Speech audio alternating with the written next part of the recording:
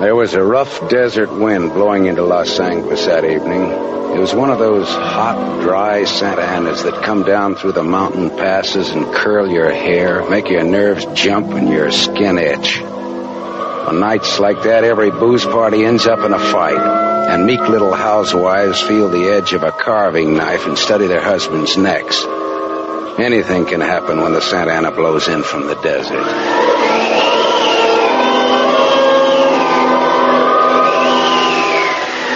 I closed up my office early. I got tired of reading Philip Marlow, private investigator, backwards on the ground glass of my office door.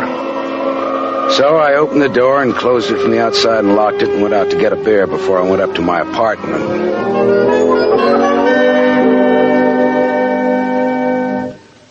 Fill her up again, Mr. Marlin? Marlow. Marlow. Marlin is a fish. Yeah, I know. Hey, you bartender. Give me another rye. Drunk again. What'd you expect in this business? Autograph hounds? Make it snappy, you hear? Be right with you, sport. I gotta draw this man a beer. Crying out loud, these stumble bums who come in here... You got another customer, Bacchus? Hey, Bud. You seen a lady in here lately? A lady? Tall, good-looking, brown hair, a print bolero jacket, and a blue silk dress. No, sir. No, sir. Nobody like that's been in. All right, straight scotch, fast. I left my engine running out there. Yes, sir. Yes, sir. This slick-looking, sarcastic guy stepped up to the bar and drank his scotch whole. And he stopped. The drunk was grinning at him. And then, without changing his grin, the drunk swept a gun from somewhere so fast it was just a blur coming out. Made a couple of hard snaps, and a little smoke curled. Very little. All right, you other guys. Don't move. So long, Waldo. All right, don't move, you two. Oh, Waldo. But I made his nose bleed. So long, boys. Drink up. All right, get on that phone, kid. I'll get his license number. Holy smoke. Holy smoke. Not too late. Drove away with this dead guy's car. Maybe he ain't dead. He's dead, all right.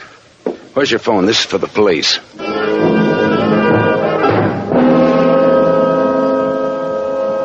The prowl car boys were there in about 5 minutes. Waldo was out of business, all right. And nothing in his pockets told who he was, but he had about $700 on him. I told the cops what I knew, including about Waldo's tall, brown-haired, pretty girl in the bolero jacket. It was about 9 o'clock when I stepped out of the elevator in my apartment house and almost walked right into a tall, brown-haired, pretty girl in a bolero jacket, waiting for the elevator on my floor.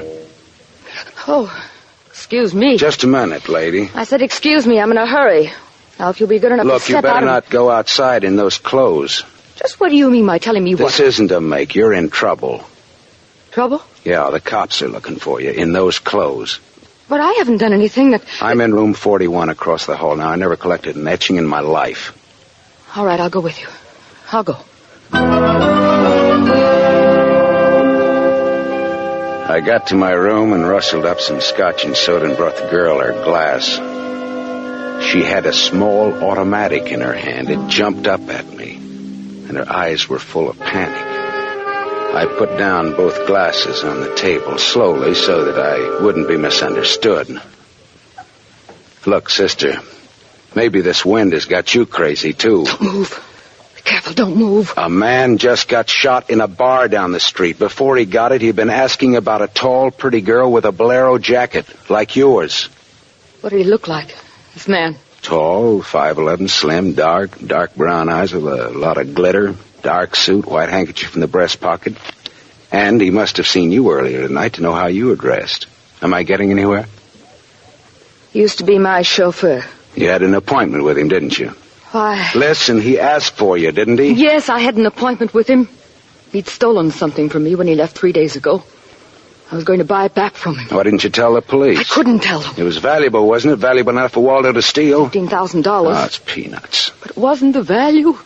It meant something to me. The man I love gave it to me, and now he's dead.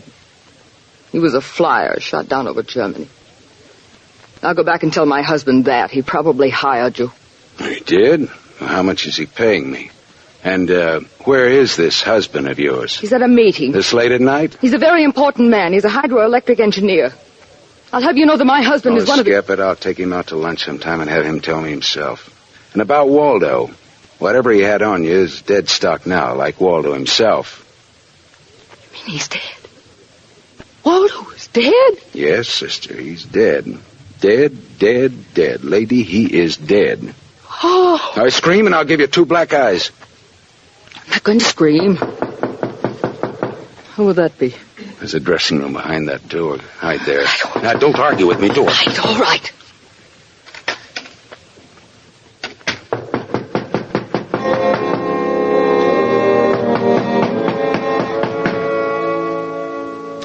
Then I went to the door, making a loud, yawning sound. The backs of my hands were wet. I opened the door. Without a gun, that was a mistake. I certainly knew the gun I was looking into, a .22 target automatic that had already killed 1 man that night. And I knew the bald head and the flat, shiny eyes and the face like a poisonous lizard. Baldy put the muzzle of his gun lightly against my throat. I backed into the room, and Baldy kicked the door shut. You alone? Look for yourself. I'm asking, not looking. I'm alone. You and that dumb bartender saw me dust off Waldo. What did Waldo do to you? Who's asking? Just making conversation. He stooled on me on a bank job we did together. Got me 4 years in Michigan pen. How is he? Dead. I'm still good, drunk or sober. Tell me why I came here, pal. You heard the barkeeper and me talking. I told him my name, where I lived. That's how, pal. I said why. Skip it. The hangman won't ask you to guess why he's there. Oh, you're pretty tough at that, ain't you? But you're slamming off, pal. All right, but you could get that gun out of my neck and try somewhere else. Oh, yeah, sure. Is this better? This suits you all right? Just so it isn't my neck. Save when, pal? It's your party. I leaned against the gun. The door of the dressing room showed a crack of darkness. The crack widened. I began to shake a little. The girl came quietly into the room, but there was white all around her irises. She was scared. She had her gun in her hand, but I was sorry for her. Dead sorry. She'd try to make the door scream. Either way, it'd be curtains for both of us. You scared, mister? You worried about any little thing? I couldn't talk. The girl floated in the air somewhere behind Baldy, and her horrified face was drifting toward us. My mouth was as cold and dry as yesterday's toast. Well, kid, how's it feel? You ready yet? Go on, say the word. Well, don't take all night about it if you're going to do something about it. Why not, pal? I like this. Well, suppose I yell. Go ahead, yell. Go ahead. Put up your hands! Hey, look!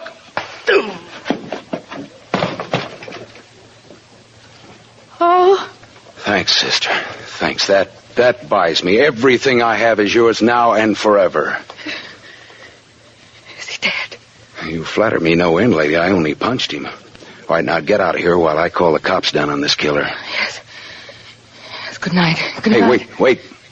Leave that bolero jacket here. It marks you for the cops. Oh, yes. Here. Okay. See you again? Why? Oh, I don't know. No, I guess not. After all, who am I to be the rival of a dead flyer?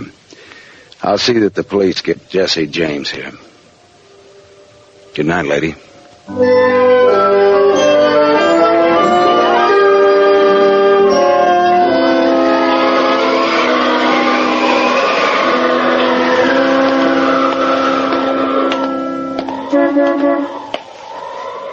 Yeah?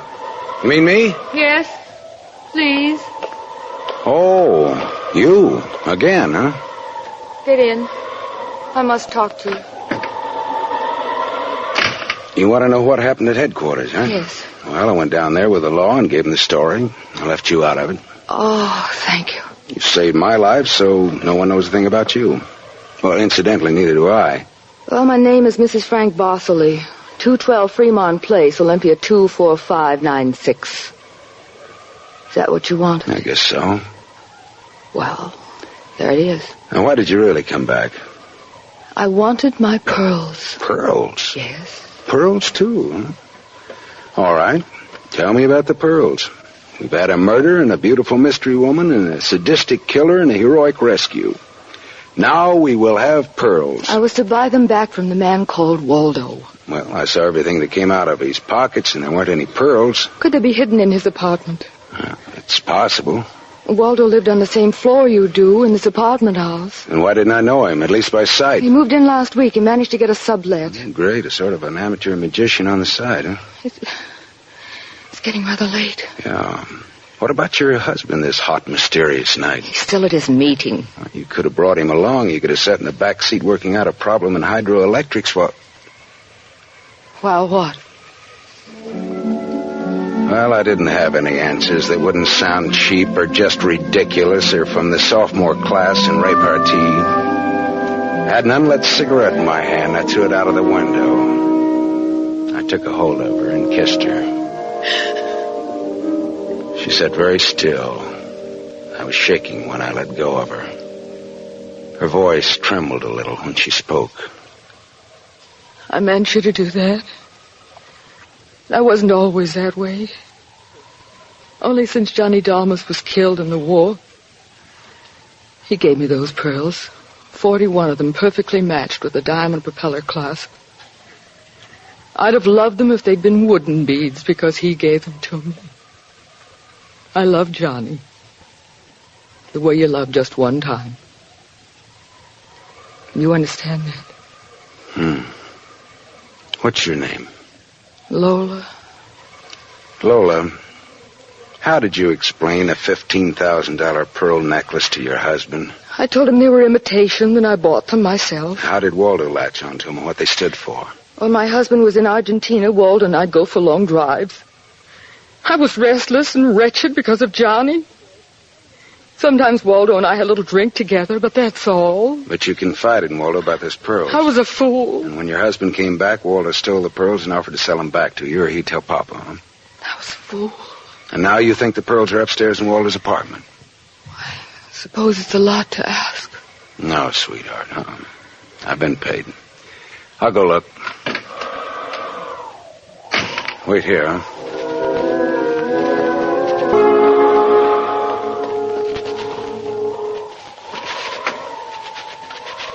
Has it gone long, Lola? No. Well? No. No pearls? No pearls. Oh. There was a man in Waldo's room. A man? Who? You know a man named Leon Balsanos? Not by name. I don't know. Mexican, South American, about 45, small, iron gray hair, very neat, fawn-colored suit, wine-colored tie. No, I don't think I know such a man. Is he the one in Waldo's room? Yeah. What does he have to say? Very little. In fact, nothing. He's dead. I sat with Lola Barsley in her car listening to that jittery, infuriating desert wind gallop around in the midnight streets. I just told her about the Latin-looking man I'd found in Waldo's room in a very dead condition. I held her hands until they stopped trembling. Then I gave her the few remaining details. He had a gun in a shoulder holster, but someone had strangled him before he could use it. Someone? Waldo? Maybe. You see that convertible coupe 2 cars ahead of us? It's been there for hours. It was there before I parked here to wait for you. Leon, the man in Waldo's room, came in that car, but according to the key containers he carried, that isn't his car. Whose car is it? Does it matter? Well, it belongs to a lady according to the tag on the keys. A lady? Well, anyway, a woman, if you're going to split hairs. Eugenie Kolchenko. In West Los Angeles? Never heard of her. Uh-huh. All right, well, you go home now, huh? What are you going to do? Drive that flossy convertible around, wave at my friends, impress people. You run along now. Me, I've got another date.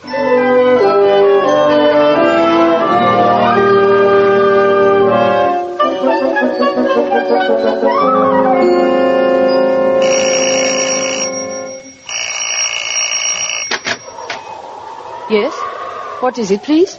Miss Eugenie Kolchenko? Yes? What is it? Did you lose or misplace a pigeon gray convertible coupe? What are you saying? Now, don't be alarmed. I found it and I brought it home to you. Come in, please. It is a reward you wish. Shall we say... Snap out of it, Dragon Lady. Who was he? Who was who? The little guy, Leon. You loaned your car to. He's dead. Who was he? Oh, no. Oh, yes. Eugenie. Darling, come here, please. What's the matter, honey? Who is this man? I came about Miss Kolchenko's car. What about her car? The gentleman who borrowed it couldn't return it on account of he isn't alive. He's dead. Darling, he's dead. Well, that's putting it more bluntly, of course. Dead, huh? Completely. Who are you? Philip Marlow, private investigator. My card. Mm-hmm. You told the police yet? Never do at once what can be deferred pending negotiations. Aesop. I might negotiate. Oh, peachy. What do you know, Marlowe? A man named Waldo was shot in a bar tonight. I happened to have the inside as to who he was, and when I visited his apartment tonight, I found this Leo Balsanos dead. He wouldn't have had $500 in 20s on him, would he? No, but this Waldo had over $700 on him when he was killed at that cocktail bar, mostly in 20s.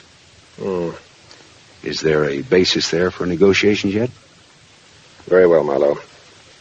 I'm a married man. There were certain unpaid bills for some stuff Miss Kolchenko here had charged to my account. But you told me I might charge to your account. All right, so I wasn't very bright. That might be the understatement of the decade, but go on. I had the unpaid bill safely in my briefcase. Somehow this Waldo had a chance to steal the briefcase. I hired Leon and gave him $500 to buy back those bills from Waldo. Instead, Waldo took Leon's dough and was forced to kill Leon in the process. And then he went out to keep another date and accidentally walked into an old pal hostile enough to blow him down. And someone still has those bills. And I'm in for a divorce suit. The man who shot Waldo got away in Waldo's car with your briefcase in it. Yeah, that could be. The cops caught him. Oh. And the police have the briefcase. Maybe. But the police are interested in solving crime, not in tossing mud for the benefit of sensation eaters. Look, I've got a friend or two at headquarters. Let me see what I can do. It's worth $500 to me. Well, then that's what it'll cost you. Well, good luck. And, thank you, Mr. Marlowe. Philip Marlowe, remember? My name is Frank Barcelay. Barcelay. Oh. What does that mean? The big hydroelectric engineer? Yeah. How did you know? My voices tell me. Who? Darling, this man is manifestly insane. It's the heat, Miss Kolchenko. It's the Santa Ana. It's the desert wind. May I use your telephone?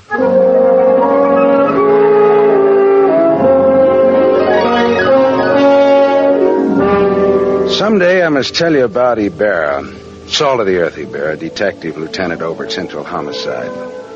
I phoned Ibarra from Miss Kolchenko's house and told him where he could find a well-dressed cadaver named Leon and furnished a few small details. I gave Ibarra time to check my tip, and then I went down to see the good lieutenant and told him why I'd been up in Waldo's room, only to find Leon instead of a certain lady's string of pearls. Pearls, eh?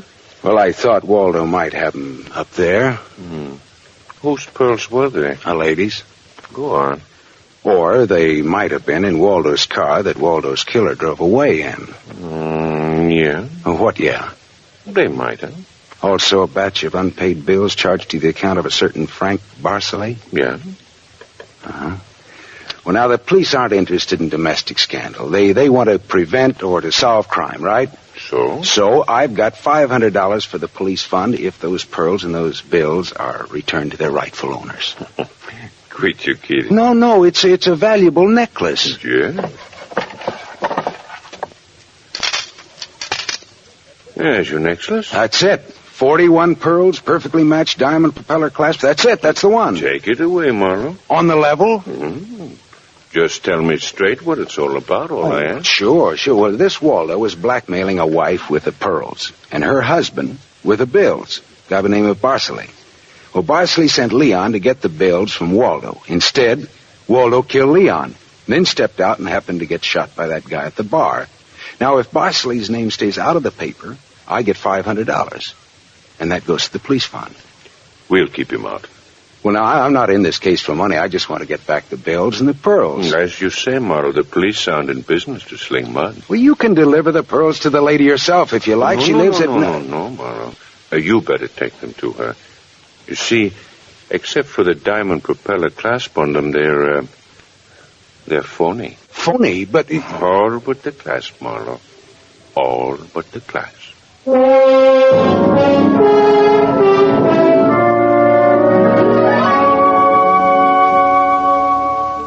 Stared at Ibarra. So the flyer, Johnny Dalmas, the great lover, had given Lola a string of fake pearls. Well, I didn't know how to tell her, but I called her up and told her to meet me at the Beachcombers at 2. I was going to slip her the bad news slowly. I'm glad you asked me to meet you here, Mr. Marlow. See, I had to have someone to talk to. Go ahead. Go ahead, talk. I'm listening. Now, Mr. Marlow, now more than ever, I must have those pearls. Why? Money trouble? Oh, no. It's just that everything's gone wrong. And this morning my husband told me we're to separate. Oh, I'm sorry, Lola. But if I had Johnny's pearls, it would be a link with the past and with Johnny. And all he meant to me. It's how a woman feels, Mr. Marlow. I wouldn't blame you for not understanding. Maybe I do, though. So please, Mr. Marlow, please, you'll try to find my pearls. Lola, look, even if it isn't all of them, any part of them, any single smallest one of them. It'll be Johnny's. Look, will you meet me here again around 4 o'clock? I'll be here. Okay, I'll see what I can do.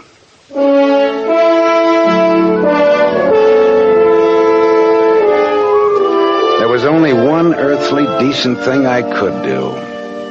I took Lola's glass pearls to a jeweler, and I had him take off the diamond clasp and put it on one of those strings of so-called simulated pearls that they sell you for $3, tax included. And I went back to keep my 4 o'clock date with Lola at the Beachcombers.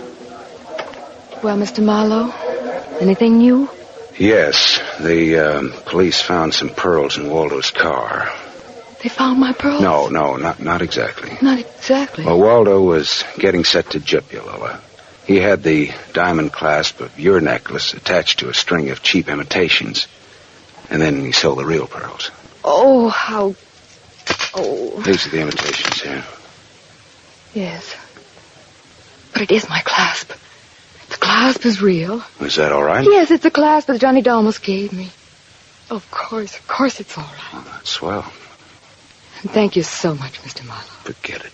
I won't. Not ever. Well, it's just goodbye. Yeah, I think so. You'll never get over Johnny Dalmas, Lola. If anybody ever bothers you again, though, well, let me know. Name's Philip Marlowe.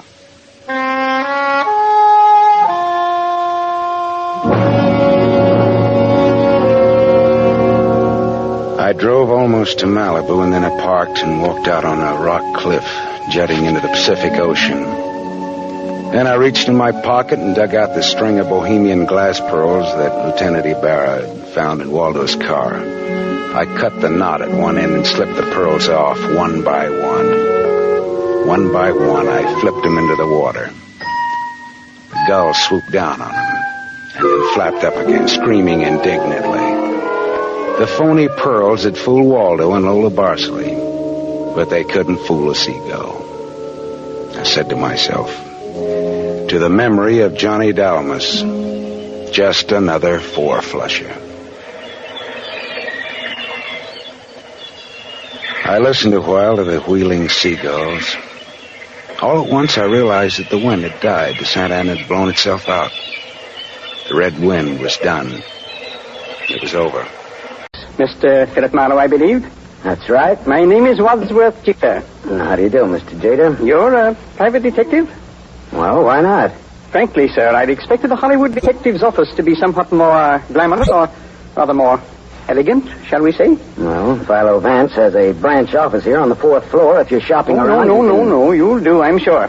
Well, my rate is $25 a day, plus expenses. Money is no object. Except when you don't have much of it. That seems to be the motivating philosophy where Miss Harriet Huntress is concerned.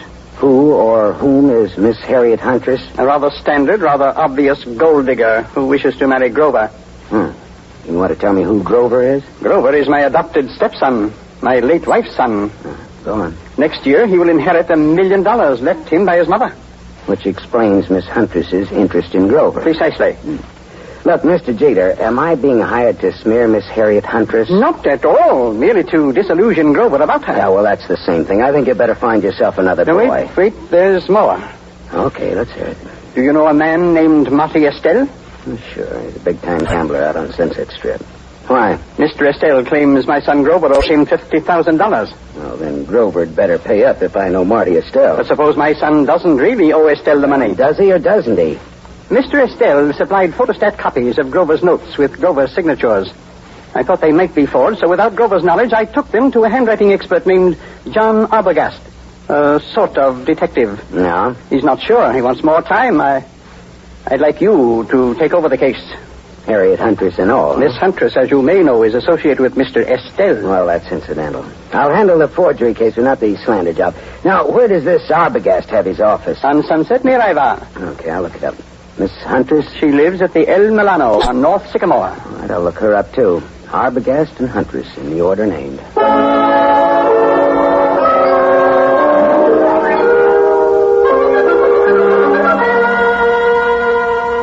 There was no snooty secretary to prevent me from walking right into John D. Arbogast's extremely fat presence on Sunset near Ivar. He was an enormously fleshy gent with a thick neck that was in folds like a concertina. He wore a wrinkled dark suit that needed cleaning and some reweaving where it had some small holes in it.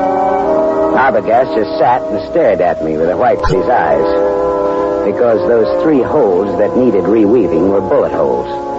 And John D. Arbogast was dead, very recently dead.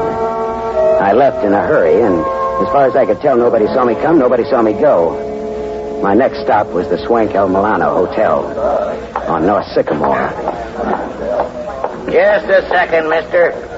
Something you want? Yeah. Who are you? I'm the house detective. Well, I'm looking for a Miss Harriet Huntress. Miss Huntress ain't seeing anyone. You can tell her it's Marty Estelle. Are you Marty Estelle? I'm from him. That's different, ain't it? That's none of your business, is it? Well, whatever you're up to, you're not playing it very smooth. Well, some days I feel like playing it smooth, and some days I feel like playing it like a waffle iron. Well, if you must know, I'm one of the boys. Philip Marlow, private eye. Here, it's my card. Yeah, well, that's another story. I'll phone up to Miss Huntress. Yeah, say I'm from Marty Estelle, and make it convincing, huh? How much convincing? Oh, well, how much do those cigars you're smoking cost you? $22.50, box of 50. That much convincing. Well, that's cute. You and me are going to get along. I'll phone Miss Huntress, but you go right on up. Room 814. I just know it'll be all right.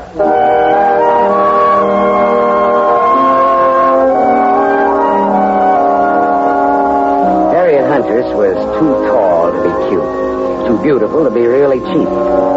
Her green eyes were wide set, and there was plenty of thinking room between them. Her hair was a dusky red, like fire seen through a haze. The green eyes were that much green ice as she sized me up in the doorway. Well, what's the big message, Sonny? I'd have to come in. I never could speak very well in public. Come in. Never could speak very well on a dry throat either. There's the scotch. Help yourself. Thank you. So, you're from Marty Estelle? No, not strictly, not even loosely. Not at all, in fact. What's your racket? No racket. Marty'll love to know you used his name. I'm shaking in my shoes.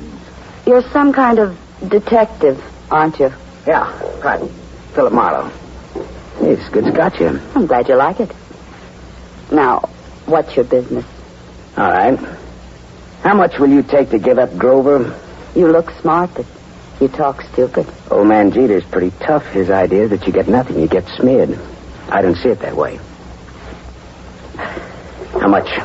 How about $50,000? How about $500? How about talking about the effect of the rain on the rhubarb? Now, look, sister, suppose we skip the footwork, considering the sobering fact that a man named John D. Arbogast has already been murdered in this little case. Does that have anything to do with me? I don't know. He was hired to analyze some notes Grover gave Marty Estelle. He was killed just after I took over the case. Do you think Marty Estelle works that way? You know him better than I do, does he? Have you told the police yet? No, I thought I'd see if I could make a deal with you first. I'm going to tell you something.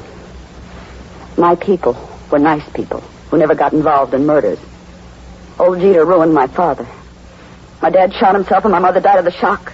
I'm going to fix Jeter for that someday, even if I have to marry his son to do it. Adopted stepson, really. There's no relation at all. It'll hurt Jeter just as hard. And the kid will have $1 million next year. I could do worse, even if he does drink too much. You wouldn't want Grover to hear that now, would you? No? Turn around and have a look, Gumshoe. I turned fast. He stood about 4 feet from me. Big, blonde, powerful. Whiskey in his brain and blood in his eyes. I can say anything I want around Grover. It's all right with him. Isn't it, Grover? That's right, Harry. He's trying to break us up, Grover. What do you think of that? I think maybe I better break him up. That's what I think of that. She laughed, and that made me mad. I turned to growl at her. It was a dirty look. It was the look of the month. That was a mistake. The big guy hit me. I went over sideways. It wasn't a hard punch, but my head hit a desk going down, and the desk got the decision. It gets dark fast in Southern California, but seldom that fast.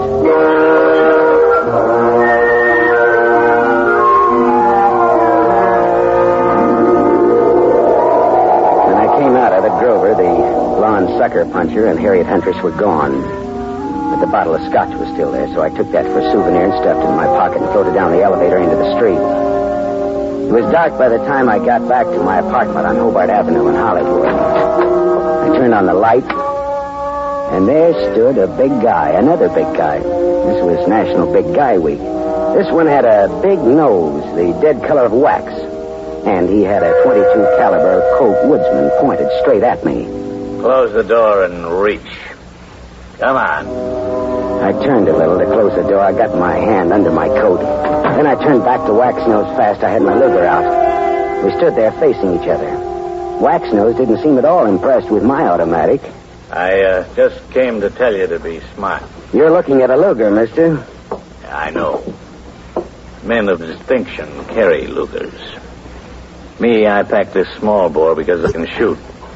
If you think you can take me, go to it. Now, look, what's the game? Maybe you can take a hint, and maybe you can't. Maybe, maybe not. What is it? Lay off old Jeter's boy. When I wouldn't think of contradicting anyone who uses a Colt Woodsman .22 with the front sight filed off must think he's pretty good. I am good. Yeah, and that's why I say, okay, pal. We'll see. Speaking of .22s, do you know anybody named John Arbogast? I meet such a lot of people. Well, this one was fat and shot 3 times with a .22. I don't remember shooting no fat guys today. So long, chum. Remember what I told you. Lay off Grover. So long, chum. Yeah. Swell. Ah, shut up. Yeah. Mr. Marlow? Oh, Mr. Jeter. Well, your son or your adopted son or your stepson or whatever he is poked me in the jaw today. He is both my stepson and my adopted son. Well, both of them poked me in the jaw. My word, where? In Miss Huntress's apartment. You spoke to her? What did she say? She wants $50,000 and no dice. I offered her $500, just as a gag. Just as a gag? Mr. Marlow, perhaps you underestimate the importance of this matter to me. Listen, Mr. Jeter, there are some very unusual angles to this case. For example, a gunman just stuck me up in my own apartment and told me to stay off of this case. What? I don't see why this case should get so tough. Good heavens. Listen, Mr. Marlow, my chauffeur, Waldo, will pick you up in my limousine. I want to talk to you. All right. Well, tell Waldo to park on Hobart facing Franklin. He'll be around for you in 20 minutes. Good. Just give me time to drink my dinner. Bye-bye.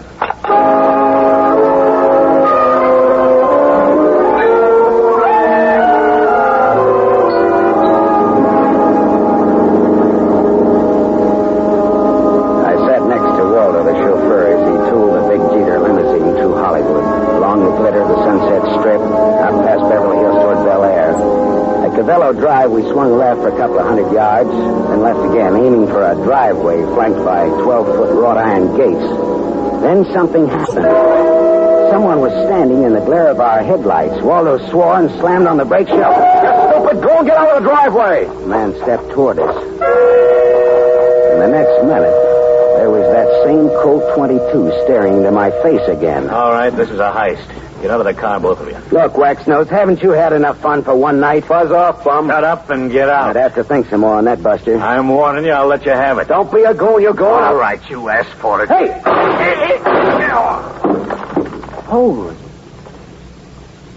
You shot the guy. Yeah. I shot him. It was this. All in fun. Yeah, some fun. It did the work. Jeter's house is right ahead. You sound as if you just shot a nickel in a pinball machine instead of a man. Now listen, turn off those lights and let's get out of here, but fast. Waldo and I drove back to my apartment again, leaving Waxnose lying dead in the Jeter driveway. We went back to my place to start all over again, over what was left of my purloined scotch. Yeah, this is good scotch you've got here, Marlow. Pinch bottle. Not this. Sure, and pinched it from the apartment of Harriet Hunter's. Well, bottoms up. Waldo, do you think that gunman was there to scare young Grover into realizing Marty Estelle means business? Could be. I always drove Grover home around that time. It just doesn't sound like Marty Estelle to pick that sort of a helper. We should. Maybe that's why he picked him. Because it didn't seem like Marty Estelle. Yeah, that's good thinking, Waldo. Dartmouth, 37. Rah, rah, rah. That would be either the cops or Mr. Jeter. Hello? Mr. Marlow? Yes, Mr. Jeter, and the reason we're not in your study now is lying outside of your front gate. What's that you're saying? Somebody jumped us outside of your gate and Waldo shot him dead. Good Lord. Yeah. Listen, Marlow, come here at once. Do you hear? At once. I'll send Waldo, Mr. Jeter. I want to see you. Waldo will tell you all about it, Mr. Jeter. Marlow. Good night, Mr. Jeter.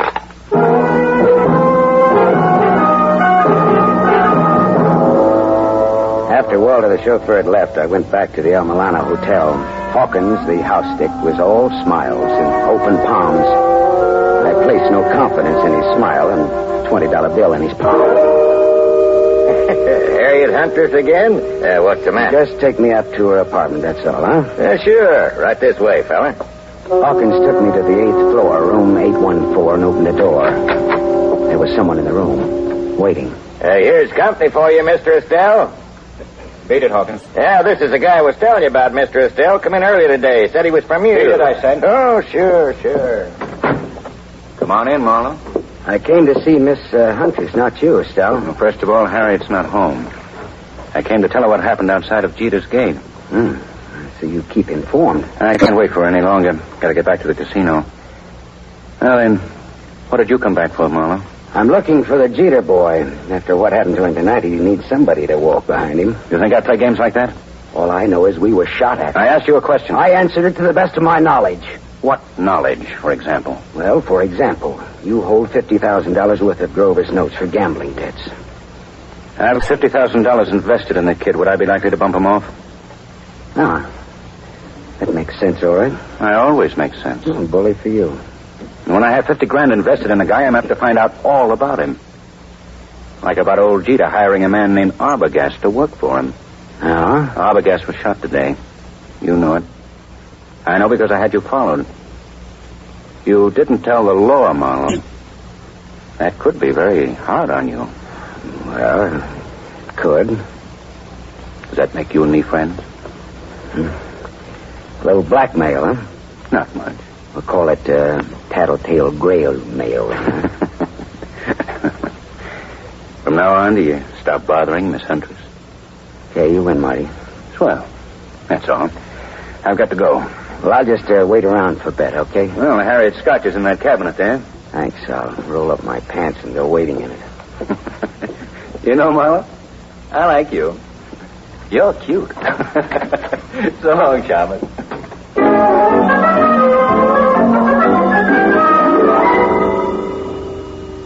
Marty Estelle was right. He wouldn't kill anybody who owed him money and was soon to come into a lot of it. Now I was in bed with the police for not reporting Arbogast's murder. Well, I looked around Harriet's apartment vaguely, walked into the bedroom, and stopped. Because mixed with the fragrance of good perfume and good cosmetics was the plain, ordinary, homespun odor of gunpowder. I walked across the room and yanked open the closet door and stepped back. There, just as big as life, but as dead as they ever come, was young Grover Jeter. And at Grover's feet, among the graceful shoes in Harriet's closet, was a tiny pearl-handled automatic. I felt bad about that, because I guessed that the dainty holes, the bullets from that dainty gun, would fit the two dainty holes over Grover's heart. I put the neat little pistol in my pocket. I thought old man Jeter ought to know about his son, I thought. I didn't expect to find Waldo, the chauffeur, and Harriet Huntress with old Jeter in Jeter's big study, but there they were. Why, Mr. Marlow, I'd about given up hoping to see you tonight. Well, I changed my mind about coming out again, Mr. Jeter. Oh, Waldo? Hi, Marlow. Didn't expect to see you here, Miss Huntress. Didn't you? Did you expect to see me here? Never mind that, Marlow. I want to know where my son is. What do you mean, Mr. Jeter? He's missing. That's what I mean. Oh. He's missing and no one knows where he is. I know. Eh? What's that? Where, Marlow? Miss Huntress, where did you and Grover go after Grover took that sucker punch at me in your apartment? We went out together in a taxi. During the ride, I had a change of heart. I didn't want Grover or Grover's money. I told Grover to find another playmate, and I got out in Beverly Hills. Grover went on in the taxi. Where did you go? Back to my apartment. Later, I got out my car to come down here and tell Mr. Jeter I've decided to forget the whole thing. And for him to call off his dime novel, Sleuth. A dime will no longer buy a novel of any description, but that is beside the point. You said you knew where Grover is. That's not beside the point, is it, Mr. Marlow? He's back in Harriet's apartment. Well, I didn't let him in. How on earth could he? Hawkins, your house detective, let him in. The last I saw of Grover, he's dead. Oh, what? What's that? Dead, shot with a small caliber gun. I can't believe it. I can't. Grover's dead? Miss Huntress, this .25 caliber pistol was on the floor at Grover's feet. Here, take it. Look it over, will you? It's mine. You murderess. I'm not. You cold-blooded murderess. Oh, stop that! Stop it, both of you. It could have been suicide. Suicide? Well, yes, that's a possibility, of course. I see you like that idea, Jeter. But it wasn't suicide. Then she did it. The murderess, the scheming contempt. It was murder, and it's fairly obvious who did it, Jeter. Eh? Marty Estelle is my guess. Well, guess again, Waldo. Estelle had $50,000 invested in Grover. He wouldn't kill a golden goose like that. And Waxnose didn't do it because he was dead, thanks to Waldo here. That leaves her. She did it. There had to be a motive and an opportunity. Well, it was her apartment after all. Correct, Waldo. But Grover was Jeter's adopted stepson. Oh, like a real son he was to me. A real son. Yeah. But did you lovely people know that in the state of California, a man can inherit from an adopted son who has money and who gets dead? Did you know that, Mr. Jeter? Why, what do you mean? Your inheriting Grover's $1 million would be a motive for killing him, wouldn't it? Mr. Marlow. That was the motive, Jeter, and it was Waldo's job to find the opportunity to murder Grover for you. All right, Marlow. That'll be all for you. Well, Waldo, the Dartmouth gun fanner, huh? Drop that gun, Waldo. Shut up. I said drop it. Drop it. Hey, that's nice shooting, Harriet. My hand. Well, Papu put a little Band-Aid on for you, Waldo. Waldo, you could have gotten into my apartment wearing that chauffeur's uniform. You could have gone in through the garage entrance and up the back way. Sure. When Grover let him in, he backed Grover into the room with his gun, but he shot him with yours. How much was Jeter going to pay you for this job, Waldo? Don't talk, Waldo. He's bluffing. You're telling me he's bluffing. Nice kids, these college boys. Tell me, was it Dartmouth or Dannemora, Waldo? Shut up, copper. You killed John Arbogast to throw suspicion on Marty Estelle. Then you hired Waxnose to fake a holdup on Grover. Why? Again to throw suspicion on Marty Estelle. To make it look as though Estelle was trying to scare Grover into paying his gambling debts. If I hired Waxnose, why would I have shot him tonight? Because you like to kill people, Waldo. When I was brought out here tonight, Waxnose thought I was Grover in the car. He began to fake his holdup. But you just couldn't resist taking one of your snappy snapshots at Waxnose, could you, Waldo? Shut up. Could you? Next, Mr. Wadsworth Jeter. Look here, Marlow. You can't accuse me of... Doctor. He's sick. Call a doctor. It's his heart. If Jeter dies, it's your fault, Marlow. Okay, Waldo. Tell you what I'll do, Waldo. If Jeter dies, he doesn't have to pay me my fee. We're even. Okay, Waldo? Harriet, Angel, listen, go call the doctor. And while you're there, call the law, huh?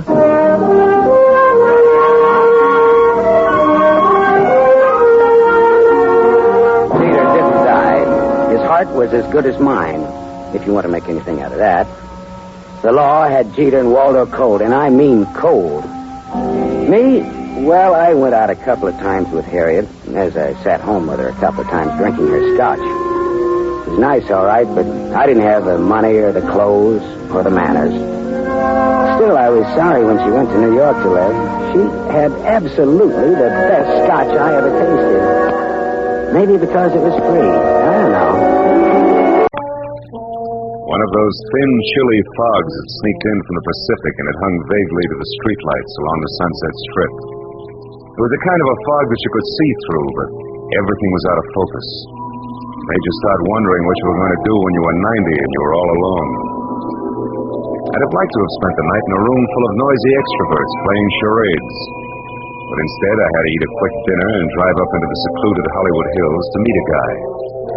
A guy who had nothing but trouble on his mind. When I pushed the buzzer, I had the feeling of wishing I was someplace else. Carl Delaney himself opened the door. He was grim and brusque and to the point. Marlow? That's right. Come in, Marlow. I appreciate this. You're coming up here after business hours, I mean. I wouldn't have asked except, well, perhaps I waited too long as it is. Sit down. Thanks. Waited too long for what, Mr. Delaney? 36 hours ago, my wife disappeared. Marlow, you've got to find her for me. Find her just as fast as you can. Wait a minute. Disappeared, you said. Would you mind playing that part back a little slower? Norma simply walked out that door, got in her car, and drove off to get hold of herself, as she always does when we've quarreled. But always before, she's come back in an hour or so. But this time she simply didn't come back, is that it? Look, Mr. Delaney, I could... You'd better let me finish before you do anything.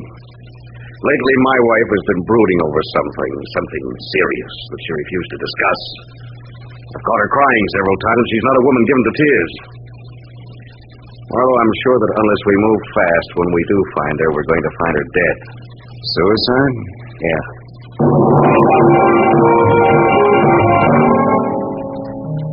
With his thick, blunt hand, Delaney reached for a color portrait lying face down on the table and gave it to me.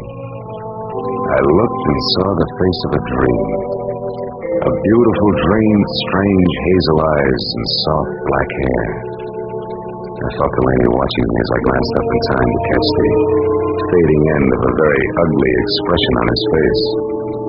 I handed the picture back to him and he laid it on the table again, face down. Then he took me upstairs to Norma's room. It was a nice, frilly room, typically haunted by elusive, sweet smells. There was only one incongruous note. What was the horoscope doing on her desk? From the looks of the picture, I knew that Norma was attractive enough that she didn't need to look to the stars for a future. A horoscope? Yeah, you know how women are.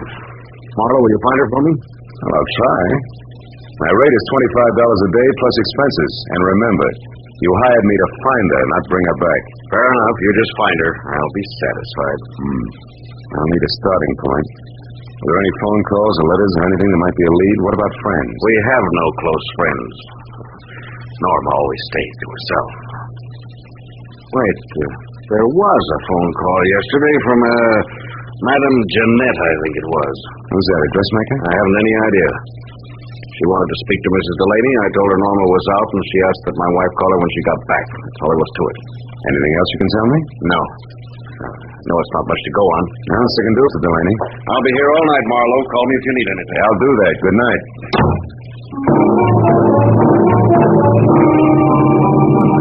I drove back through the persistent fog to Sunset Boulevard. It was 9:30. I knew it was going to be like tracking a hummingbird through the petrified forest by the bent twigs, but I got a classified directory and I started digging. I checked the hairdressers, the manicurists, and the milliners, and I was just about to start on the interior decorators when I remembered the horoscope on Norma's desk. I quickly turned to the personal consultants. Yeah, there it was. Madame Jeanette. Her establishment, located in a dubious neighborhood south of Olvera Street, turned out to be a tacky cottage set back next to an alley. It was as dark inside as out. I was pounding on the door like a vampire at sunrise when a newsboy came up the path. Looking for Madame Jeanette? Yeah, you know her? Sure, she tells fortunes. Says I've got a great career line. You want to see it? Not right now, thanks. Now, I'll say for her that she's a sound sleeper. Maybe, but not so early as this. But this time she's always hanging around that bar on the corner. Tonight she's throwing a farewell party in there. Farewell party? Who for? Herself, she's leaving town. Oh, thanks a lot. Here, kid. Gee, a buck.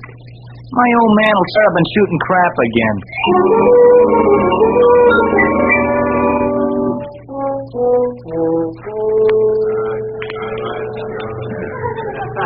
Give me another one, Charlie. Not every night I say goodbye to my dear old neighborhood. Muscatellian, Jeanette? Yeah. Did I say dear old neighborhood, Charlie? I think you did, Jeanette. Must have had one too many then. Because of all the low, flea-bitten row of shacks I ever lived in, this is the new low. Jeanette, that's no way to talk. You hurt my feelings. Pinky, there ain't nothing like a little beer to soothe hurt feelings. Yeah, you said it. Jeanette, can I have another? Yeah. Charlie, give Pinky another. This is his last. The last? I thought you said it was a farewell party. Hey, you with all your dough. This dough to get me out of this rat trap of a town, see? The last I want to see it of it in all my life, see? Yeah. Another muscatel, Charlie. Hold on a minute, Jeanette.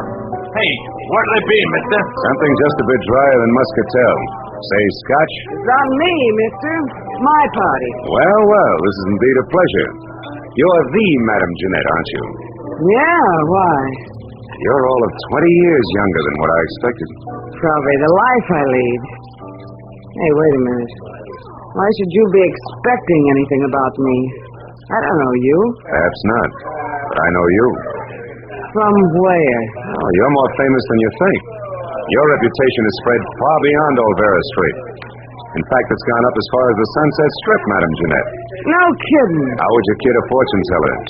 Don't you know all, see all, and tell all? Well, and judging from that Spanish shawl, your Hungarian skirt, and those embroidered Persian slippers, I'm beginning to think your fame is not only local, but international. Say, you're beginning to make me feel like I shouldn't be giving up this racket after all. Giving up fortune telling? No. Yeah. I'm leaving town on a midnight train. Gonna spread my talents all over the East, and I'm not coming back. Don't tell me your crystal ball has laid a golden egg. So to speak, yeah. I come into some lettuce. Suddenly. That's always nice. Well, I guess it means you won't be interested in the few paltry dollars I'd intended to spend with you. Hey, can I have another beer? Shut up, Pinky Blow! Just a... Traveling lady can always use a little extra moolah. What was it you wanted, bud? I'm looking for someone. Norma Delaney. Norma I'm afraid I don't know anybody by that name. I'm afraid you do. What's your angle? Who are you, anyway? I'm Philip Marlow, private detective. Some private dick you must be to have to resort to fortune tellers. Come on, Jeanette. Look into your crystal muscatel. See if you can spot Norma Delaney. I told you once. I don't know the name. Now blow. Just a minute, Doc. Hey, Charlie. Yeah? This bird's crabbing my party. What kind of a joint is this, anyway? Lady can't sit here and have a farewell party without being insulted by every jerk that drops in. Well, mister. I haven't finished my drink yet. You got pockets, ain't you? Just pour a drink into one of them and take it along. You ain't finishing it here. Charlie reached under the bar for his pick handle, so I left without pursuing the subject further. But I knew Jeanette was lying, writing a purple lipstick about Norma. I walked back to my car, lit a cigarette, and spent a few precious minutes trying to decide whether or not to break into her place and snoop. Then I caught the shadow of a figure slipping up on me from behind. I turned. Wait, don't swing. Don't swing. It's only me, Pinky. I was in the bar when you was talking to the madam. That tightwad, Jeanette. Yeah, I saw you, so? She did something the minute you left. I figured you might like to know what it was. That all depends.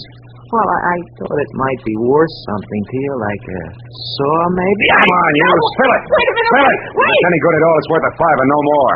All right. She made a phone call. Who to? What'd she say? Nothing. Just some swear words in Spanish. The line was busy. But I kept my eyes open and I got the number. All right, let's have it. If you can still remember it. Oh, I can remember it easy. 5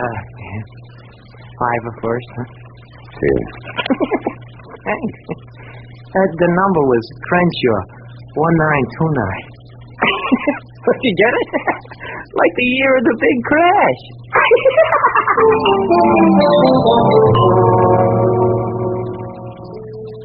Thanks to the thirst of an underweight lush, I wasn't at the end of my rope yet. I drove as far as the nearest drugstore, dropped a nickel in the slot, and dived. Crenshaw, the year of the big crash.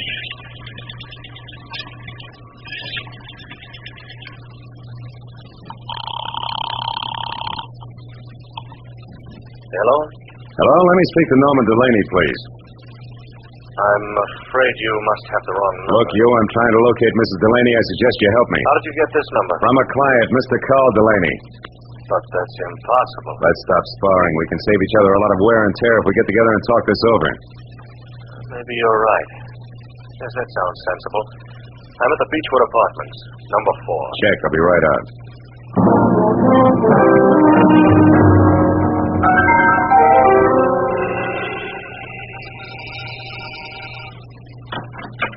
Mr. Pierre Gillum, it says here on the door. Yes. You the man who called? Uh-huh. Philip Marlow. Come in, won't you? You said you were looking for Norma Delaney, Mr. Marlowe. Tell me, what's wrong? Has anything happened to her? Well, her husband seems to think she might have killed herself, but I have a hunch that you might have something interesting to say. No, poor kid. Poor Norma. Well, I'll tell you what I can, Marlowe, but it isn't much. Oh, I'm all ears, and I'll sit, thanks. Well, I was in love with Norma once, briefly, a long time ago. She was a wonderful girl, but her husband was insanely jealous. Mm-hmm. Even though she hadn't loved him for years, he refused to give her up. He even threatened to kill her first. Oh? Norma and I realized serious trouble lay ahead, so we parted. Good friends. And I haven't seen her or heard from her in months. I buy it all but the last line.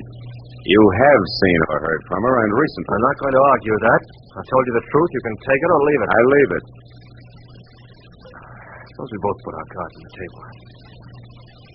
You lied to me when you said Carl Delaney gave you my number. I know because Madame Jeanette called me shortly after you did. Touché.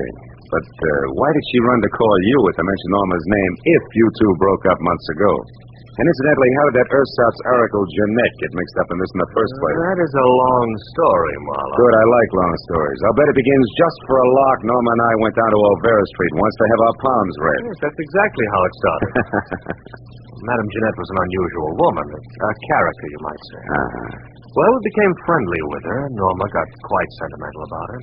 One day we made a sort of pact. If ever either of us was in trouble and needed the other, we'd go to Madame Jeanette or get a message to her.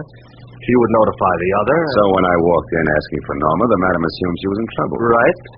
Called me immediately because she herself was leaving town in less than an hour. I know. Well, Mr. Gillum, it's all very interesting, but it's getting me no place. Thanks. If I need you again... No, wait, Marlowe, go. I know a lot of details about Norma that I'm sure will be helpful. For instance, she drives a Nash coupe, powder blue. Powder blue coupe, huh? Thanks, that'll help. Oh, and she has a fondness for white gloves. Wears them quite often. I see. Well, I better get moving. No, wait just a minute, Marlowe. I've got to go. Now, listen, Marlowe. I told you I was in a hurry. Take it easy. Stick around a while. Get away from that door. Just who do you think you are?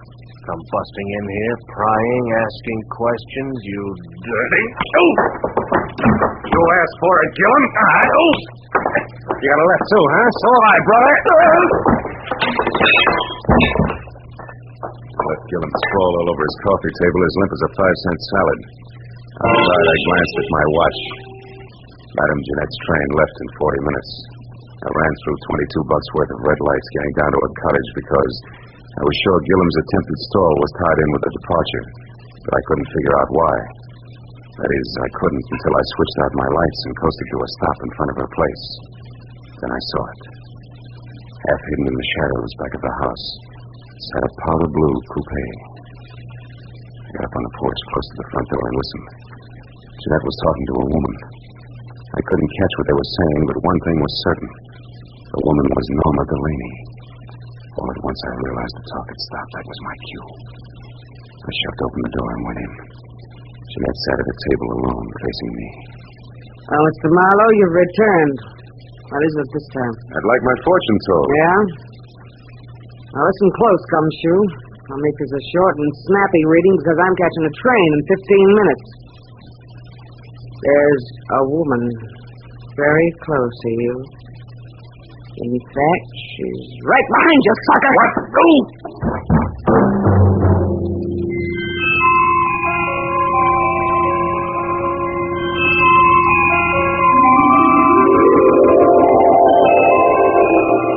When I finally opened my eyes again, nothing changed. It took me a long time to figure out that the lights were off and it was dark. I climbed up the table leg hand over hand and switched on the lamp. Jeanette's house was absolutely quiet. I had caught a glimpse of a white glove holding what is known as a blunt instrument just before I dozed off. And that reminded me what I was down here for. I wobbled through the kitchen and out the back door, but the powder blue coupe was gone. It was 12:15. My head and the fog both had gotten a little thicker, so I just stood there, useful like a ping-pong ball in a bowling alley. It was the sound of footsteps that finally moved me, and the newsboy was back. Wow, how are you again, mister? Did you ever get a hold of Madame Jeanette before she left? Yeah, but not tight enough. Say, a blue coupe left here a few minutes ago. Did you see it? Nope, I didn't. I'm sure sorry she went away. She gave me a buck tonight, too. Said she was coming into a fortune. Hey, you and your career... Say, what's that down there, in those weeds? I don't know. It looks like some kind of a shoe. Yeah, it is a shoe. Here, see? What do you know? A Persian slipper.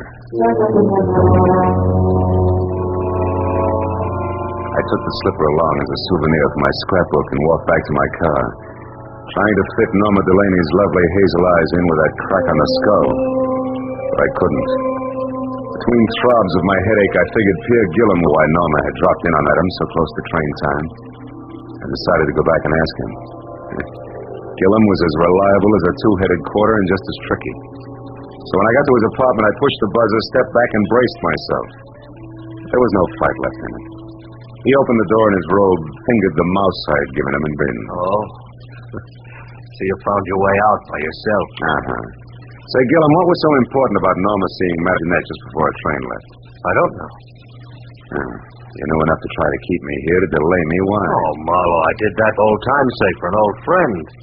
Jeanette asked me to hold you here until midnight, and I tried my best. Obviously wasn't good enough. Well, that's all I know about it. I see your phone is off the hook, you know that? Yeah, I took it off.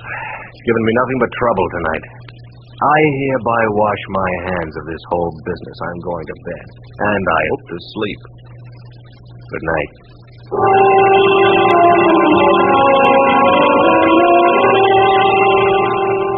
I envied him and left to call my client, Carl Delaney. He said he'd be in all night, but the phone kept ringing and ringing and no one answered. I suddenly got a very creepy feeling.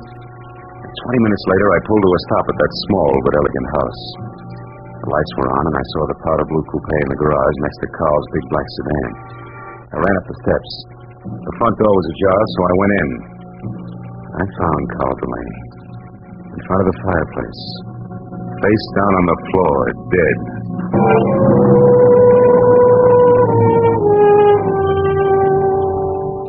There was a handbag on a chair. I opened it. Compact cigarettes, and the key to room 340 in the Bradford Arms Hotel. No identification. That color portrait of Norma was standing up on the table this time, and those searching hazel eyes seemed to follow me all the way to the telephone.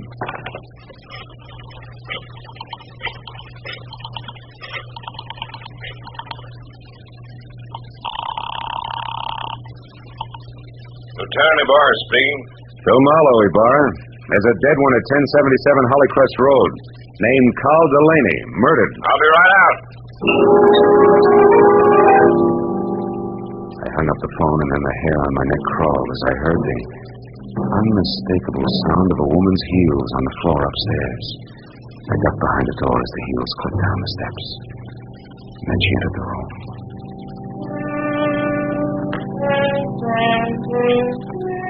Norma Delaney was lovely. As lovely as a picture. She moved calmly and deliberately, put a note on the table, picked up the handbag, and then turned to face the door I was hiding behind. You can come out now, Mr. Marlow. Hello, Mrs. Delaney. You can call me Norma now. And if you're thinking of using your gun, perhaps you'll be good enough to read this note first. Here. To whom it may concern. I, Norma Delaney, purposely and with premeditation, shot and killed my husband, Carl. It is beyond me to express how deeply I hate him, and since I must pay for this and cannot endure a public spectacle, I shall take my own life within the next few minutes. Now look, Norma, no guns. Easy, Marlow. I'll kill you if necessary. But it would be so pointless now. I'm free at last, and I want to spend a little time resting in my own way. Norma, if you'll listen to me Say just a that. minute. Tonight I made my only friend, Madame Jeanette, happy. And I killed a man who needed killing. Something good, something bad. So I'm quitting, even up. What do you propose to do with me? You mustn't try to stop me, Marlow. See that closet? Mm-hmm. Get inside. And careful how you move your hands. Turn around to the wall. That's it. Marlow, I'm sorry I had to hit you with Jeanette tonight. Goodbye.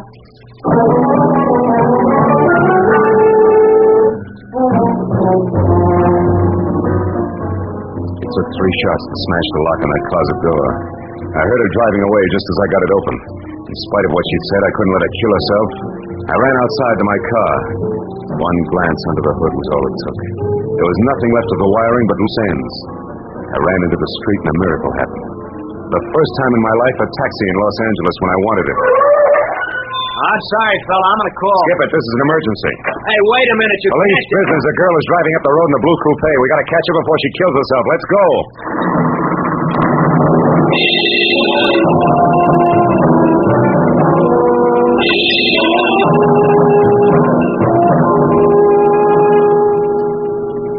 I think I saw taillights just then. Yeah?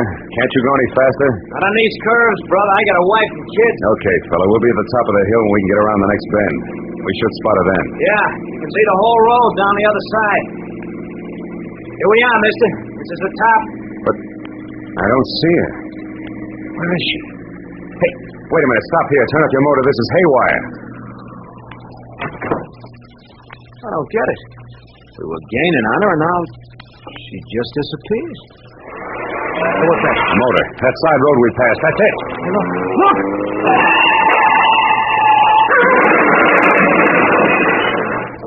Holy smoke.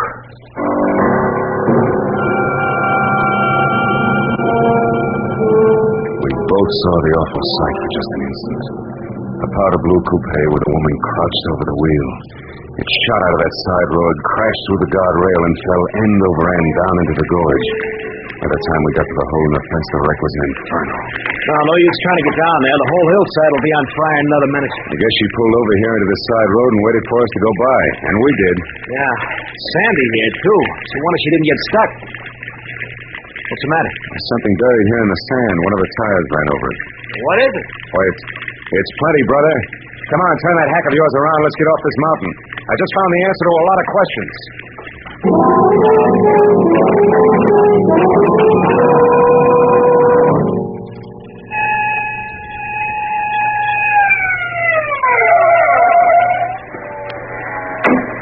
That you, Marlow? Yeah, Lieutenant. We found the body on the wife's suicide note. And one of the boys spotted that fire up on the hill. What is it? Car went off the road. An accident? Or the suicide? Just a little of both, Ibarra, but we'll talk later. Right now, we got to go to the Bradford Arms Hotel on the double. And please, no siren.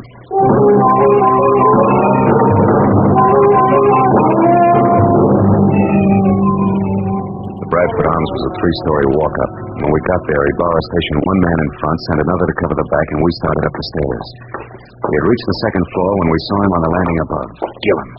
He spotted us at the same time and turned back fast. There, Marlow. Who's that? That's our boy, Ibarra. Pierre Gillum, let's go. There he goes. He's heading for the fire escape. Take him, Lieutenant. He's all yours. I got business the other way. Hey, you! Stop or I shoot! Step over it! Room 336, 38, 340. Pull over now. You but drop the gun. Please, it's been neat so far. Don't mess it up. Come on, beautiful. Drop it. gets better. Well, Marlow, I got him. I had to wing him to bring him down, but here he is. And the lady must be... Yes, Lieutenant. The lady is Norma Delaney. The girl who wanted to kill her jealous husband and then commit suicide, but didn't want to die doing it. So she used someone else's body, Madame Jeanette's, which was a logical choice because Jeanette was blackmailing her.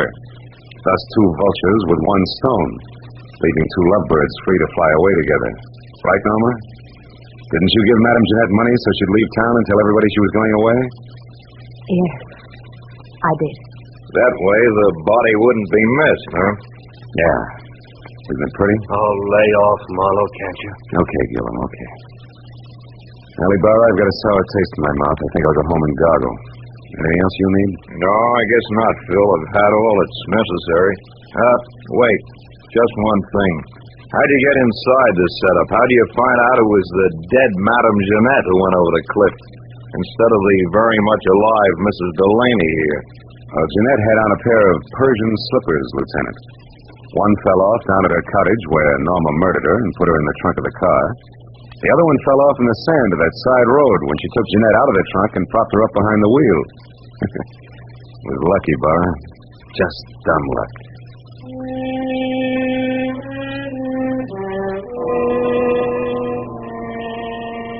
I took a walk, lady. A long walk. All by myself.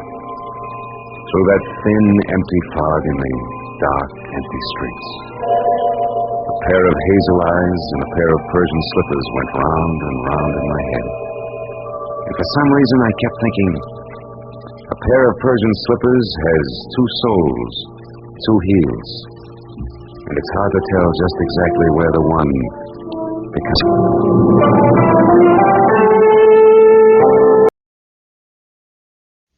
It was hot, boiling hot that night. I wanted to grab a beer and turn in early. So what happens? I get my beer, but with it comes a gunshot, a beautiful woman in trouble, and murder. From the pen of Raymond Chandler, outstanding author of crime mystery, CBS presents his most famous character, brought to you now in The Adventures of Philip Marlowe.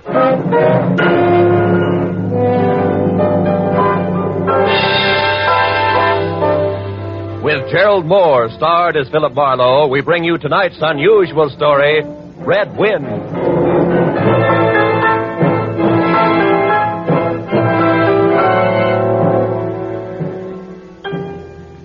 There was a rough desert wind blowing into Los Angeles that evening. It was one of those hot, dry Santa Anas that come down through the mountain passes and curl your hair and make your nerves jump and your skin itch.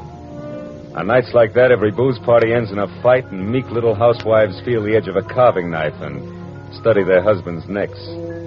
Anything can happen when the Santa Ana blows in from the desert. I closed up my office early. I got tired of reading Philip Marlowe, private investigator, backwards on the ground glass of my office door.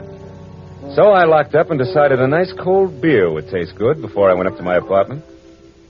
Killer up again, Mr. Marlin? Marlowe. Marlin. Yeah, Marlin's a fish. Yeah, I know. Marlin's also the name of a lady on the radio. Marlin, Mary, the story of. Yeah, my wife listens to it. Yeah, good for her. All right.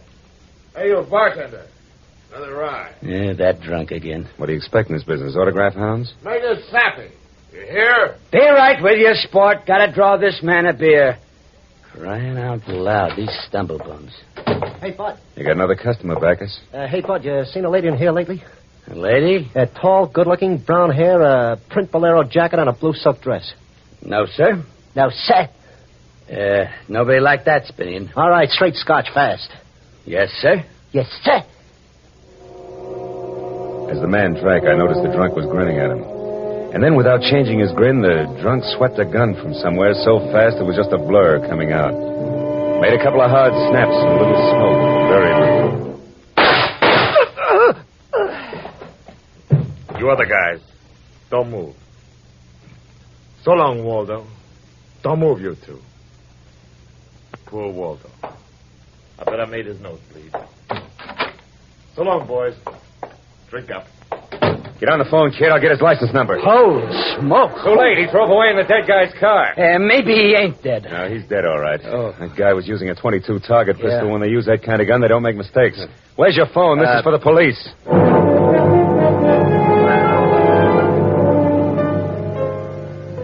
Prowl car boys were there in 5 minutes. Waldo was out of business, all right.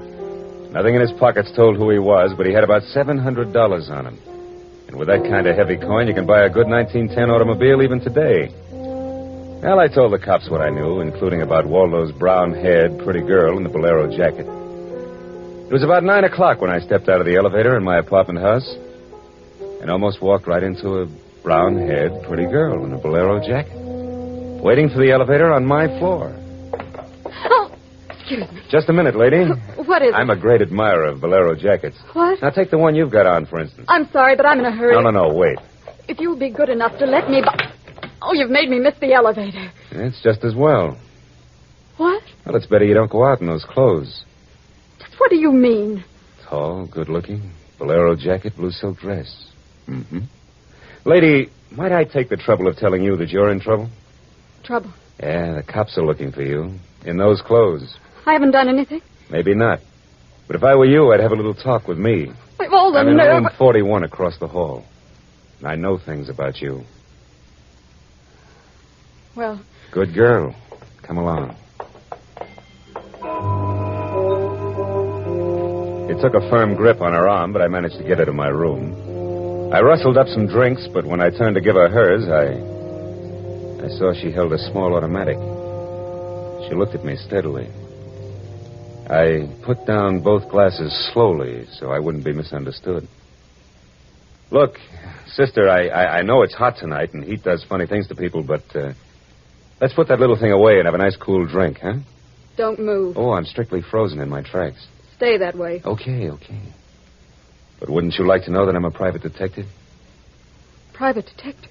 Yeah, I can prove it if you'll let me. Yeah, that's better. Yeah, I don't like those things pointed at me. I'll have that drink. Oh, good. I don't often give good liquor away like this. I can't afford it. Why are they after me?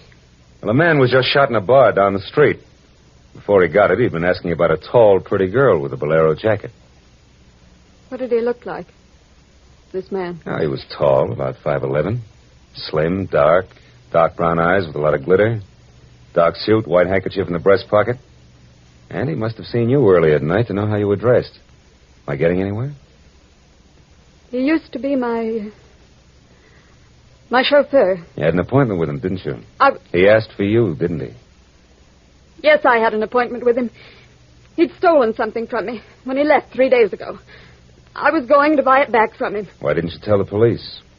I couldn't tell him. It was valuable, wasn't it? Valuable enough for Waldo to steal. $15,000. Peanuts.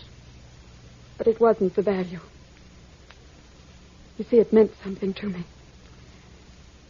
The man I loved gave it to me. And now he's dead. He was shot down over Germany. Now go back and tell my husband that. He probably hired you. He did? How much is he paying me? And where is this husband of yours? He's at a meeting. This late at night? He's a very important man. The hydroelectric engineer. Never mind about him. What about Waldo? Why was he knocked off? You mean he's dead? Waldo is dead? Yes, sister, he's dead, very dead. Screaming won't bring him back. I'm not going to scream. Who would that be? There's a dressing room behind the door. Hide there. Take your glass with you. All right.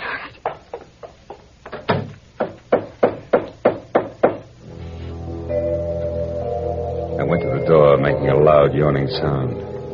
Foolishly, I didn't have my gun. That was a mistake. Because when I opened the door, the guy on the other side certainly had one. A .22 target automatic that had already killed one man that night. And I knew the bald head, the flat, shiny eyes, and the face like a poisonous lizard. Baldy put the muzzle of his gun lightly against my throat. I backed into the room, and Baldy kicked the door shut. You alone? Look for yourself.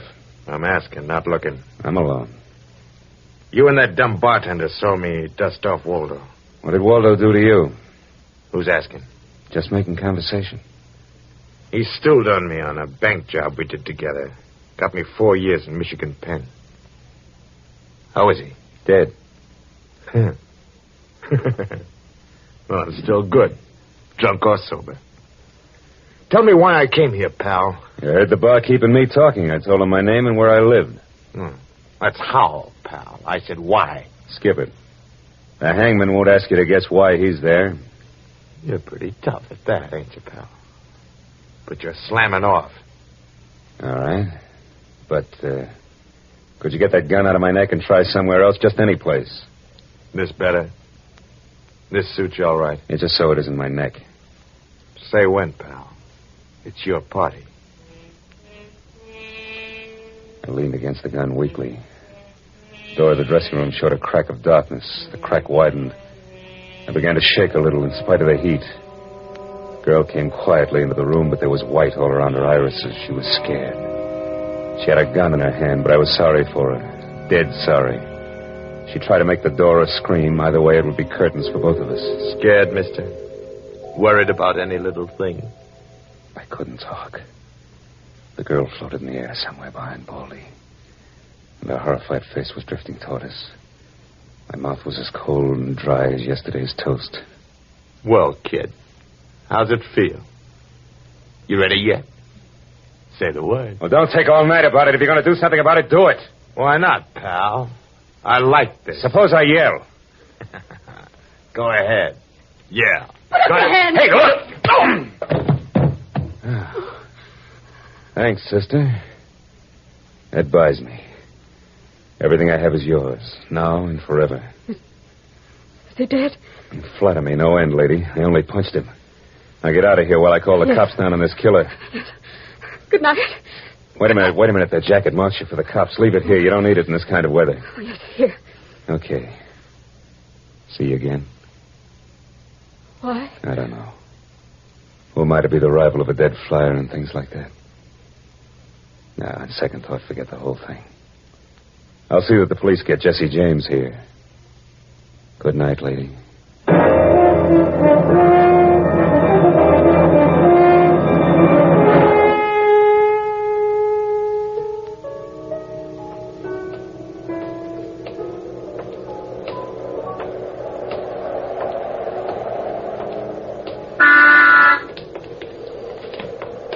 Yeah? You mean me? Yes, please. Oh, you again. Get in. I want to talk to you. You want to know what happened at headquarters? Yes. I went down to headquarters with the law and gave them the story. I left you out of it. Oh, thanks. And you saved my life. So no one knows anything about you. Incidentally, neither do I. My name is Mrs. Frank Barsley. 212 Fremont Place. Olympia 24596. That what you wanted? I guess so. Well, there it is. Now, why'd you really come back? I wanted my pearls. Oh, no. Pearls, too? Yes. All right, tell me about the pearls. We've had a murder, a beautiful mystery woman, and a sadistic killer, and an heroic rescue. Now we will have pearls. I was to buy them back from the man called Waldo. Well, I saw everything that came out of his pockets. There weren't any pearls. Could they be hidden in his apartment? It's possible. Waldo lived on the same floor you do, in this apartment house.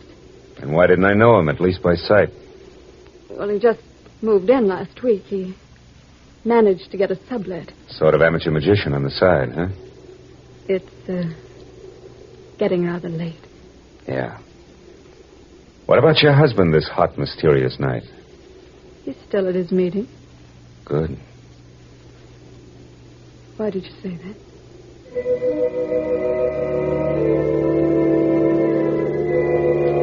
I didn't have any answers. We just sat there looking at one another. I was suddenly aware of the hot desert wind stirring up the night. I took hold of her and I kissed her. She sat very still. I was shaking when I let go of her. Her voice trembled a little when she spoke. I meant you to do that. Oh, I wasn't always this way. Only since Johnny Dalmas was killed in the war. He gave me those pearls. 41 of them. with a diamond propeller clasp. I'd have loved them if they were wooden beads because he gave them to me. I loved Johnny. The way you love just one time. You understand that? Yes, I can. What I don't understand is how you could explain a $15,000 pearl necklace to your husband. Told him they were imitation. That I bought them myself. How did Waldo latch onto them and what they stood for? When my husband was in Argentina, Waldo and I would go for long drives. I was restless and wretched because of Johnny.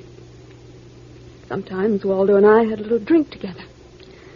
But that was all. But you confided in Waldo about those pearls. Yes. And when your husband came back, Waldo stole the pearls and offered to sell them back to you. He'd tell Papa. Oh, I was a fool. And now you think the pearls are upstairs in Waldo's apartment.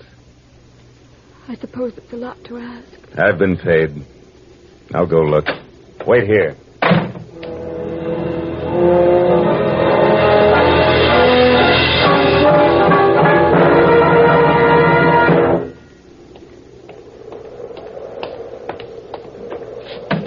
Was I gone long, No. Lola? Well, No. no pearls? No pearls. Oh. There was a man in Waldo's room. Man. You know a guy named Leon Velasanos? No, not by name. I don't know him. Mexican, South American, about 45, small, iron gray hair, very neat. Fawn-colored suit, wine-colored tie. No, I don't think I know such a man. You say he was in the room? Yeah. What did he say? Very little. In fact, nothing. He was dead.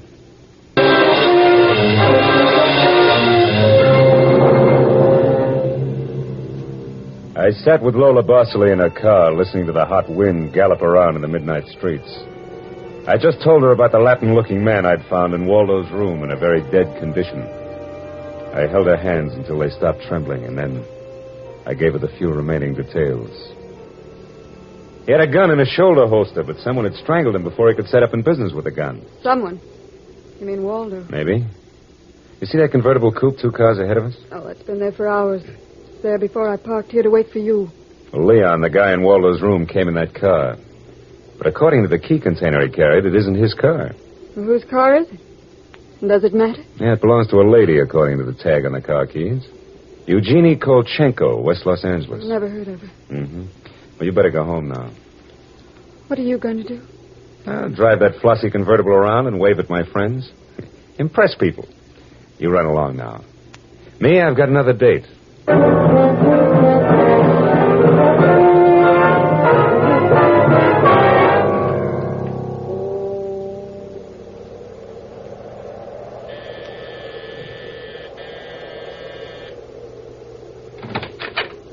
Yes. What is it, please? Miss Eugenie Kolchenko? Yes. What is it? Did you lose or misplace a pigeon gray convertible coupe? What are you saying? Now, don't be alarmed. I found it, brought it home to you. Come in, please. It is a reward you wish. Shall we say... Snap out of a dragon, lady. Who was he? Who was who? The little guy, Leon. You loaned your car to. He's dead. Who was he? Oh, no. No. Eugenie. Darling, come here, please. What's the matter, my dear? Who is this man? I came about Miss Kolchenko's car. What about a car? Well, the gentleman who borrowed it couldn't return it on account of he isn't alive. He's dead, darling. He is dead. That's putting it more bluntly, of course. Dead, huh? Yeah, completely. Who are you? Philip Marlow, private investigator. My card. Have you told the police yet? Never do at once what can be profitably deferred pending negotiation. ESOP. I might negotiate. Peachy. Just what do you know, Marlowe? Well, a man named Waldo was shot in a bar tonight. I happen to have the inside as to who he was, and when I visited his apartment tonight, I found this Leon Velasanos dead. He wouldn't have had $500 in 20s on him, would he? No. But this Waldo had over $700 on him when he was killed in that cocktail bar, mostly in 20s. Is there a basis for negotiation yet? Very well, Marlowe. There were certain bills for some stuff Miss Kolchenko here had charged to my account. But, darling, you told me I might charge to your account. All right, my dear, so I wasn't bright. That might be the understatement of the decade, but go on. I had the bills safely in my briefcase. Somehow this Waldo had a chance to steal the briefcase. I hired Leon, gave him $500 to buy back those bills from Waldo. Instead, Waldo took Leon's coupons, was forced to kill Leon in the process. Then he went out to keep another date and walked into an old pal hostile enough to blow him down, huh? And somebody still has those bills, and I'm in for a divorce suit, huh? The man who shot Waldo got away in Waldo's car with your briefcase in it, could be. Cops caught him. And the police have the briefcase? Maybe. But the police are interested in solving crimes, not in tossing mud for the benefit of sensation eaters. I have a friend or two at headquarters. Let me see what I can do. It's worth $500 to me, Marlowe. Then that's what it'll cost you. All right. Good luck, and thank you, Mr. Marlow. Philip Marlow, remember? Marlowe. My name is Frank Barsley. Barsley? Oh. And just what does that mean? The big hydroelectric engineer. Yeah. Yes, how'd you know? Never mind. May I use your telephone?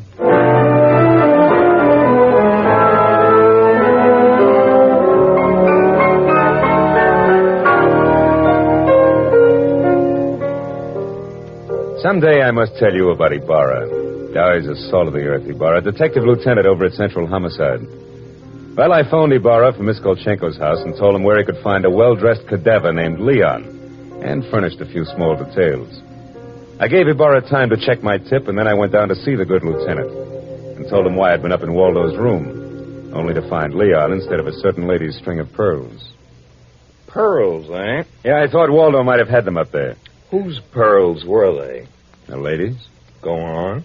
Or they might have been in Waldo's car that Waldo's killer drove away in. Yeah? What, yeah? They might have. Yeah. Also, a batch of bills charged to the account of a certain Frank Barsley. Yeah? The police aren't interested in domestic scandal. They want to prevent or solve crimes, right? So? So, I've got $500 for the police fund. If those pearls and those bills are returned to their rightful owners. Quit your kidding. It's a valuable necklace. Yeah. There's your necklace. Take it away. On the level, Ibarra? Just tell me straight what it's all about. All I ask. Sure. Well, you see, this Waldo was blackmailing a wife with the pearls and her husband with the bills. Barsley, that's the guy's name, sent Leon to get the bills from Waldo. Waldo killed him and then stepped out and got nailed by that guy in the bar he'd stool pigeoned against once. Well, if Barsley's name stays out of the papers, I get $500. It goes to the police fund. Thanks. We'll keep them out. I'm not in this case for money. I just want to get back the bills and the pearls. Sure. And like you say, Marlowe, the police aren't in business to sling mud. Look, you can deliver the pearls to the lady yourself if you like.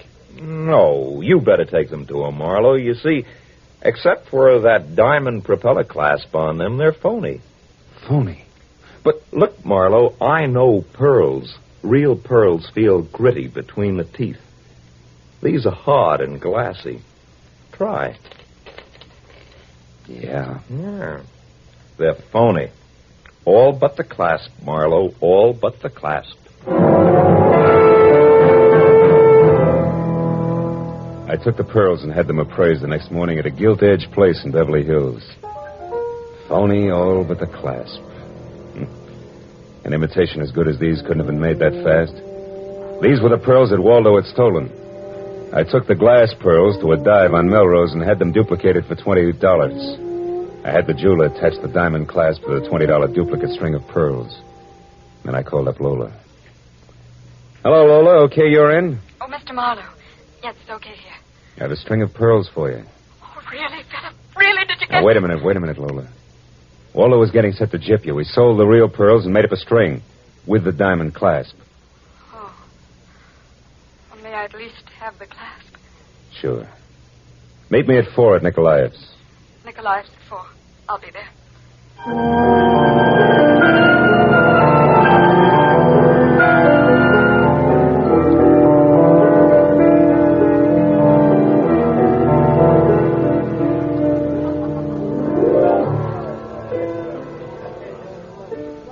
Hey, yeah, Lola. These are the pearls the police found in Waldo's car. You're right. They're not my pearls. I'm sorry, Lola. No. I still have the clasp that Johnny gave me. Well, I'm happy if you are. Happy? No, not quite happy. See, this morning my husband told me we're to separate. No, I'm very sorry, Lola. You've been very kind. That's all right. This is goodbye, I suppose. Yeah. You'll never get over Johnny Dalmas. Goodbye, Lola. And if anybody ever bothers you again, let me know, huh? Name's Marlow. Philip Marlow. I'll remember. Philip Marlow.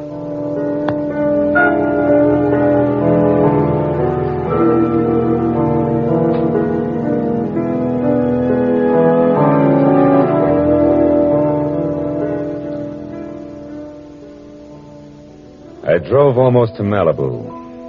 And then I parked. And then I walked. Way out on a rock cliff, jutting into the Pacific Ocean.